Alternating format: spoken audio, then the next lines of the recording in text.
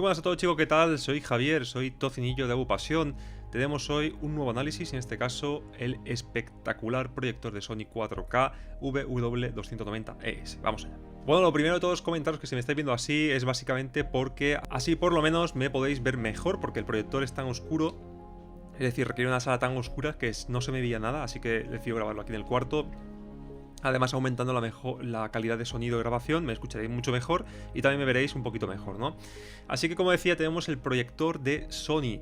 ¿Qué podemos decir del proyector? Bueno, comenzamos con una sala a oscuras, comenzamos con contenido de mucha calidad, como es por ejemplo este Blu-ray Ultra HD de Spider-Man, donde podéis ver que los negros de este proyector, gracias a su tecnología SXRD, o lo que es lo mismo, la tecnología LCOS. Sabéis que está por un lado los DLP, están por otro lado los LCD, los láser, etcétera. Así que Sony utiliza esta tecnología que aúna un poquito lo mejor de cada uno, y la verdad es que la calidad, como veis vosotros mismos, es impresionante, además de la diagonal tan gigante que tiene, ¿no? Es una cosa, vamos, de locos, parece que estás en una sala de cine. Bueno, como bien sabréis, la tecnología LCOS compite básicamente en gama alta de proyectores 4K con los de ILA de JVC principalmente, cada uno tiene sus pros y sus contras, no voy a entrar ahí en ese debate, pero como decía, fijaos el nivel de negros tan bueno que consigue el proyector de Sony. Ojo, es un proyector profesional, cuesta un dineral, pero las cosas como son. Yo voy a decir todo lo que conseguí ver en ese análisis y la verdad es que me impresionó un montón. Pasamos a la calidad de imagen. Este análisis no va a ser excesivamente largo porque sabéis que es el primero de proyectores, pero bueno, vamos a intentar que quede completo sin ser pesado y vamos a pasar a la calidad de imagen. Como siempre, igual que hicimos en los televisores, comenzamos hablando del Near Black, esa transición entre el negro absoluto y el primer estímulo de luz. Al no ser un panel OLED, no tiene ese problema de pasar de negro absoluto a el primer estímulo de luz que enciende el píxel. Aquí siempre están encendidos porque es una luz que está proyectada sobre la pantalla. Así que no vamos a ver transiciones duras, ni exceso de banding, ni ruido más allá del que tenga la propia fuente.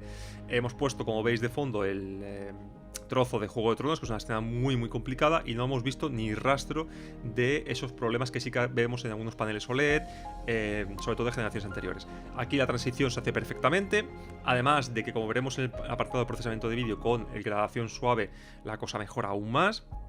Y sobre todo lo que más me ha sorprendido es el control tan bueno que tiene de los detalles en sombra. Esto es algo que Sony cuida muchísimo y que también queda patente aquí, como veis. Podemos ver sin ningún problema las caras, podemos ver el detalle de las rocas, podemos ver el detalle de los pliegues de la armadura y no vemos ese aplastamiento que sí que se produce en otras marcas, como por ejemplo las OLED de LG este año, y que en proyección es muy importante, porque en proyección ten en cuenta que todo lo que vemos se amplía, tanto los defectos como los artefactos del movimiento, como los artefactos de la compresión del vídeo, todo se amplifica, incluido aquí los detalles en sombra, algo que es perfecto en este proyector. Vale, después de ver el Near Black quise ver el color, algo que ya había visto un poquito, como veis en la introducción con el tema de Spider-Man, pero bueno, me puse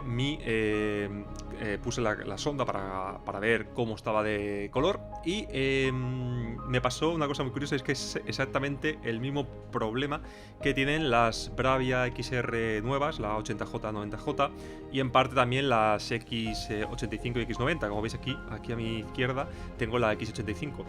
Y es que Sony este año, por decisión de sus ingenieros, ha decidido que toda su gama de televisores y proyectores, en lugar de utilizar el punto de blanco Delta 65, que se los utilizan en la industria del cine, ha utilizado otra distinta, que es el HUD Boss. Ese espacio de color, ese espacio de blanco, mejor dicho, o de punto de blanco, no utiliza los 6500 grados Kelvin como referencia, sino que apunta a unos 7000 grados Kelvin, con lo cual la imagen es un pelín más fría. Sí que recomiendo calibrarla, porque después de la calibración la colorimetría, como veis en Alicia, es perfecta. Tenemos otra vez los tonos de piel totalmente naturales, tenemos sobre todo las caras, en lo que más se nota el espacio de color, tenemos unas caras son rosadas, naturales, ricas, y que además añaden esa capa de profundidad si utilizáis una pantalla de ganancia negativa.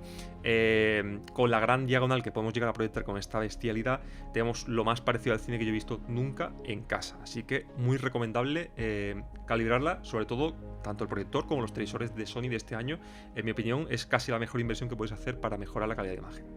Bueno, vamos al movimiento, luego entraremos en el apartado de procesamiento. ¿Y qué me ha parecido a mí el movimiento? Perfecto, ¿vale? Perfecto.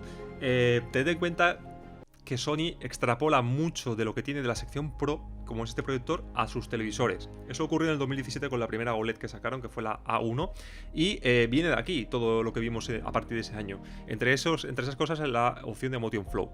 Motion Flow es básicamente la tecnología de interpolación de frames de Sony, es decir, se inventa frames a partir de los 24 frames originales para que no veamos la imagen tan brusca entre cada uno de esos cuadros.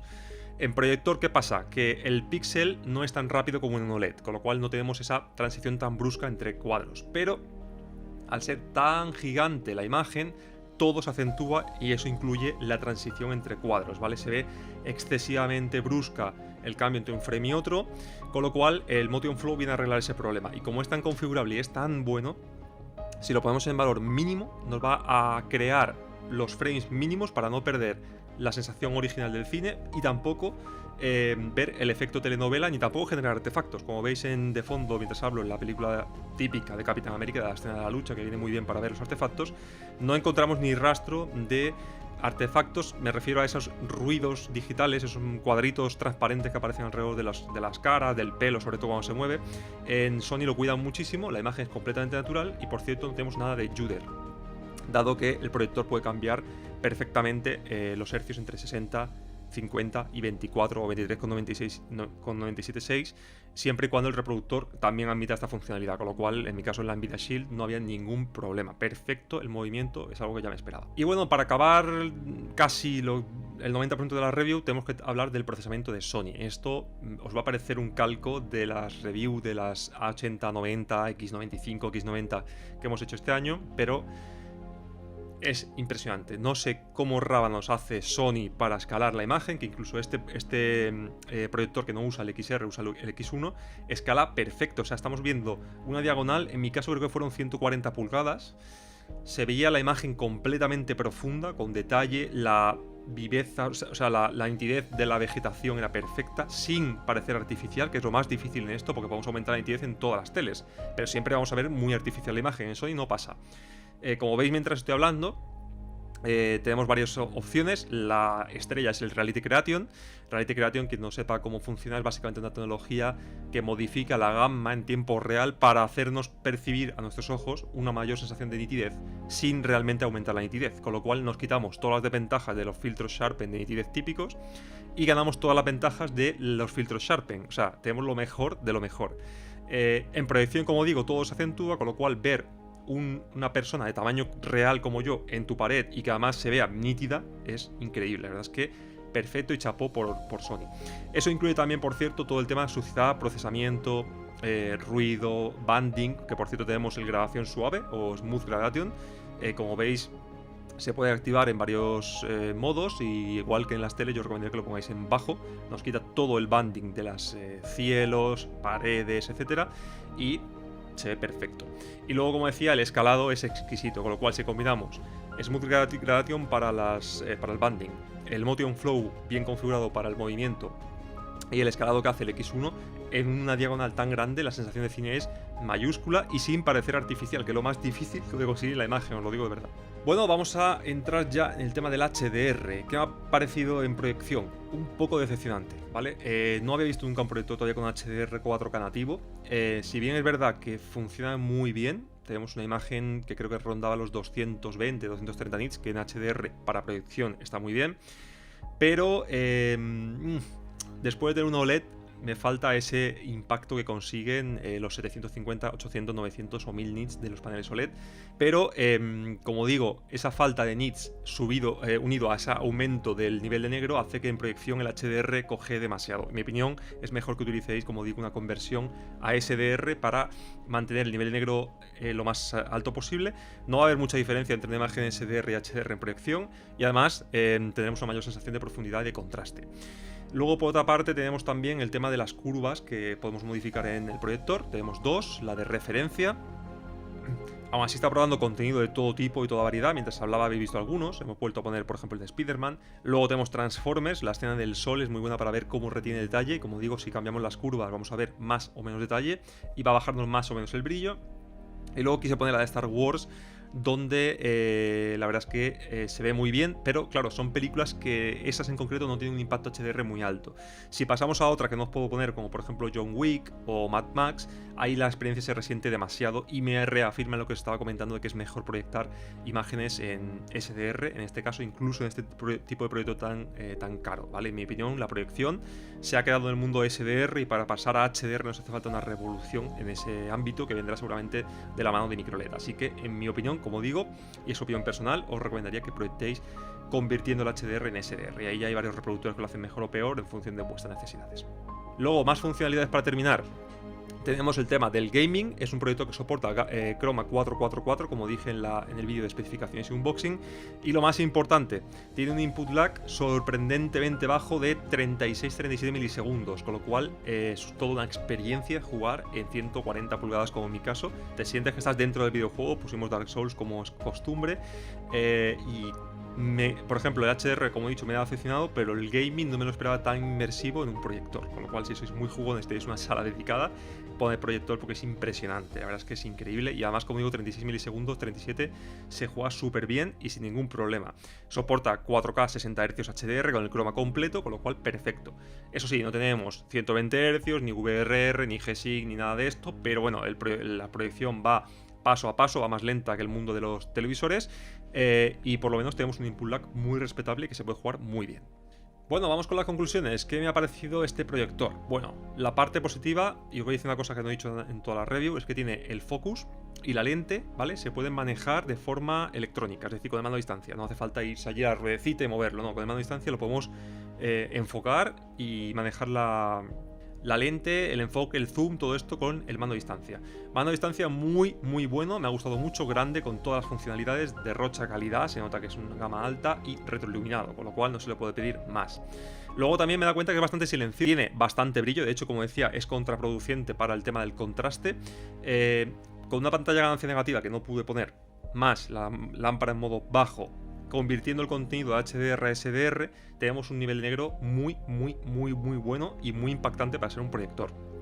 Experiencia gaming completamente inmersiva con una respuesta de 36 milisegundos, completamente recomendable. Es un proyector 4K real, ¿vale? Tiene soporte de HDR, tiene también la funcionalidad del cambio de hercios si el reproductor lo soporta. Y para más INRI tenéis toda la electrónica de Sony aquí. El gradación suave, el Motion Flow para configurar los Sync Juder. Y tenéis también todo el tema del escalado con el X1, que es para quitarse el sombrero. Si tenemos bien calibrado el proyector al Delta 65, la imagen es espectacular y súper recomendable si tenéis sala dedicada. Puntos negativos que yo os diría, bueno, tenemos el tema del HDR, esto es un punto negativo a todos los proyectores que analicemos siempre, sea cual sea. Luego tenemos el tema del precio, es un proyector muy caro, de unos 5.500 euros de precio recomendado, con lo cual, bueno, tenéis que tener en cuenta. Tengo que ponerle como punto negativo que no tenga HDMI 2.1, aunque es verdad que los proyectores, como digo, van mucho más lentos, pero no lo tiene, con lo cual todas las funciones nuevas del gaming no las tenemos. Con lo cual, si vais a comprar este proyector, 1, calibradlo, y 2, comprad un reproductor Panasonic para hacer esa conversión. Tendréis lo mejor de lo mejor posible a un precio, como digo, alto, pero bueno, es un gama alta, así que es normal. Y bueno, chicos, con eso es todo. Espero que os haya gustado esta forma de grabar la review. No podía hacerla de otra forma porque el otro vídeo, os pongo un trocito para que lo veáis, no se me veía nada, se veía detrás de la proyección, en fin, era un desastre, se me escuchaba mal. Así, aquí creo que me escucháis muy bien, me veis perfectamente y como el contenido está superpuesto, creo que es un poquito más cómodo. Así que nada, muchísimas gracias a Sony España por la confianza de dejarnos un proyector de gama tan alta para analizar. Espero a todos que os haya gustado, chicos, de verdad, muchísimas gracias. Si os gusta, por favor, suscribiros, darle a la campanita porque queremos llegar a los 45.000 suscriptores antes de que acabe el año. Estamos en 43.000, nos quedan 2.000 solo, así que a ver si conseguimos llegar. Y os anuncio también una serie de novedades que vamos a traer a Webpasión, como son, por ejemplo, los podcasts. Vamos a tener una serie de podcast una vez o dos por semana. Vamos a abrir un Patreon, vamos a abrir y funcionar de una forma más interactiva con vosotros. Así que si os gusta esa idea, dejádmelo en la caja de comentarios para poder evaluarla. Y como siempre, muchísimas gracias a todos por estar allí. Y lo dicho, nos vemos en el próximo vídeo.